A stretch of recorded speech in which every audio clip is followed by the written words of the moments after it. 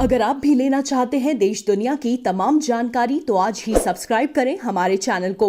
साथ ही नीचे दिए बेल आइकन को जरूर दबाएं ताकि हर अपडेट आप तक पहुंच सके। 2022 का चुनाव आने ही नज़दीक है। इसके साथ ही ब्राह्मणों को लेकर लगातार राजनीति भी शुरू हो गई है और राजनीति भी शुरू तब हुई जब बीएसपी मायावती ने ब्राह्मण सम्मेलन की घोषणा की। ब्राह्मणों को लेकर हमारे साथ बात करने के लिए अखिल भारतीय ब्राह्मण महासभा रा के राष्ट्रीय अध्यक्ष राजेंद्र जी हमारे साथ मौजूद हैं। उनसे जानते हैं कि ब्राह्मणों से संबंधित और ब्राह्मणों के हित के लिए कौन सी पार्टी सामने है। सब पहले तो मैं प्रभात साक्षी से सबसे आपको स्वागत करता हूं आपका। बहुत बहुत धन्यवाद। और चूंकि जिस तरीके से यूपी में 2022 का चुनाव बहुत नज़दीक है, लगातार हर पार्टियां अब ब्राह्मण को अपनी ओर खींचने का प्लान बना रही है।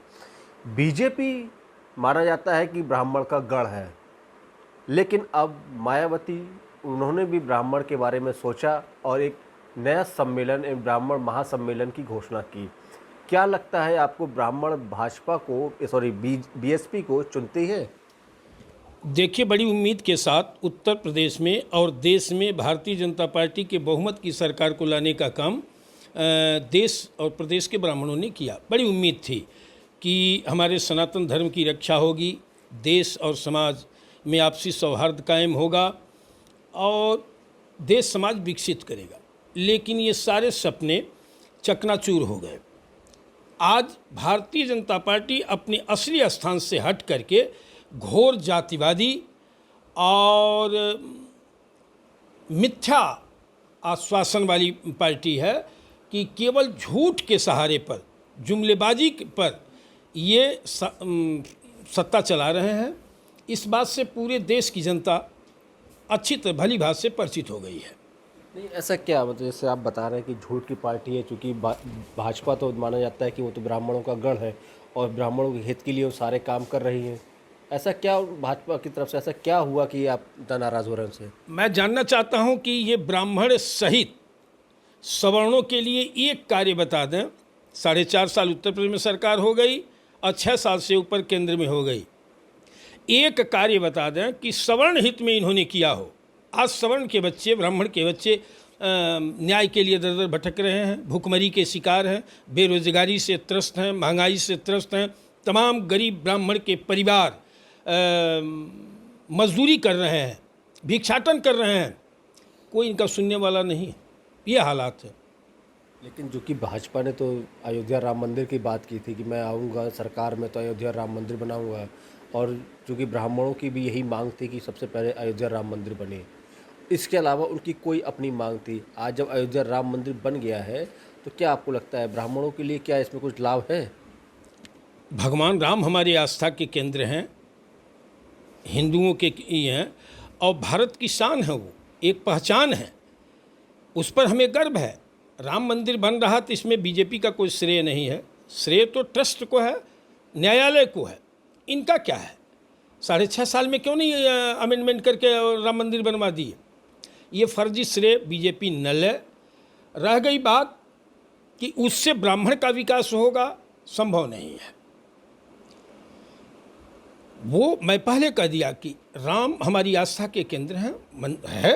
अपनी धरती पर भगवान राम को सिद्ध करने में कि मैं इस देश का निवासी हूँ, अयोध्या का निवासी हूँ, कई वर्ष लग गए। मानते हैं कि इसमें कोई दो राय नहीं कि राम हम सबके लिए एक आराध्य है और एक भक्ति के केंद्र है। लेकिन उस अयोध्या राम मंदिर, उस ज़मीन को लेकर वहाँ पर जो राजनीति चल रही है, जो ज़मीनी लेकर घोटाले चल रहे हैं, क्या आपको लगता है कि ट्रस्ट का ये काम ठीक है? जो इधर बीच में तमाम शोरगुल हुआ है, सोशल मीडिया पर आया है, सरकार को इसकी जांच करानी चाहिए। तमाम घोटाला हो रहा है, कितना पैसा आया, पारदर्शिता होनी चाहिए। सरकार को बताना चाहिए, ट्रस्ट को बताना चाहिए कि अब तक कितना धन आ चुका। इतना ज़्यादा धन आया है राम मंदिर निर्माण के पक्ष में कि शायद कई राम मंदिर का निर्माण हो जाएगा। आम जनमानस ने चंदा दिया है तो उसको बताना चाहिए। वो जनता का पैसा है कि कितना अब तक धन आया है राम मंदिर के निर्माण में, लेकिन ये नहीं बताया जा रहा है, तो स्पष्ट रूप से घोटाला हो रहा है इस सरकार में। घोटाला इतना ज़्यादा कि हर पार्टी इसमें लगातार आरोप भी लगा रही है कि आखिर सरकार क्यों घोटाला नहीं कर रही है।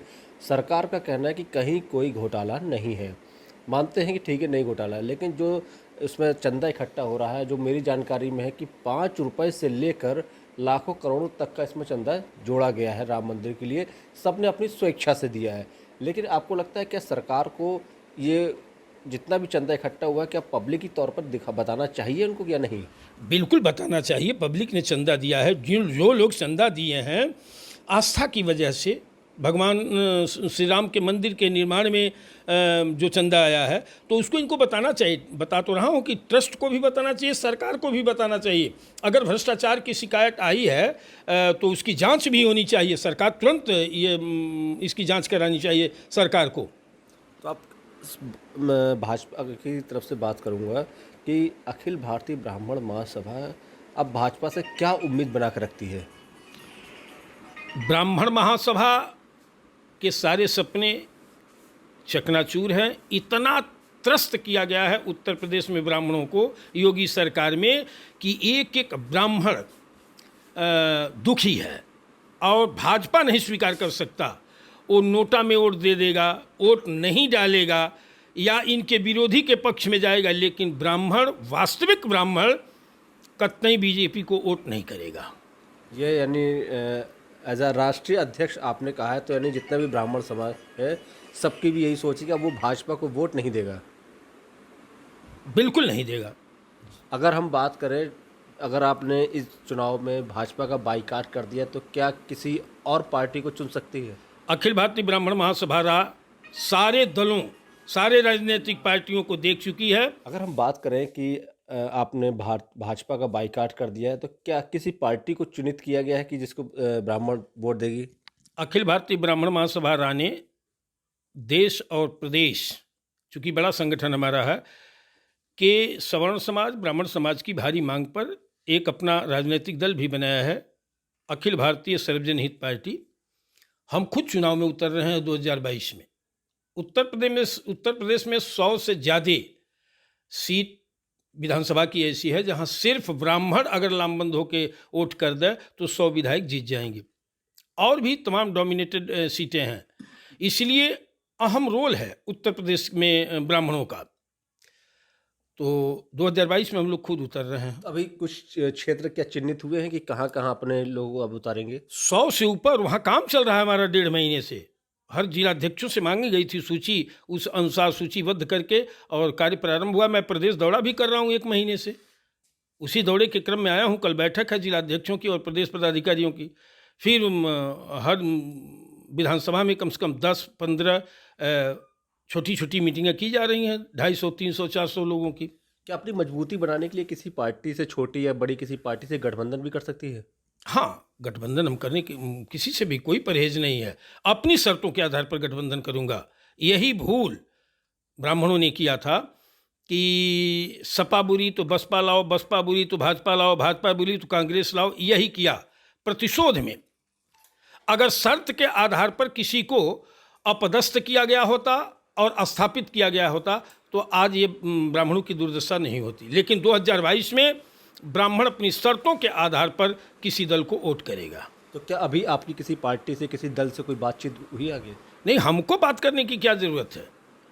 हम अभी इस दिशा में नहीं हैं। अभी तो हम अपने राजनीतिक दल के उम्मीदवार के साथ बैठक करेंगे। हम अपनी तैयारी कर रहे हैं।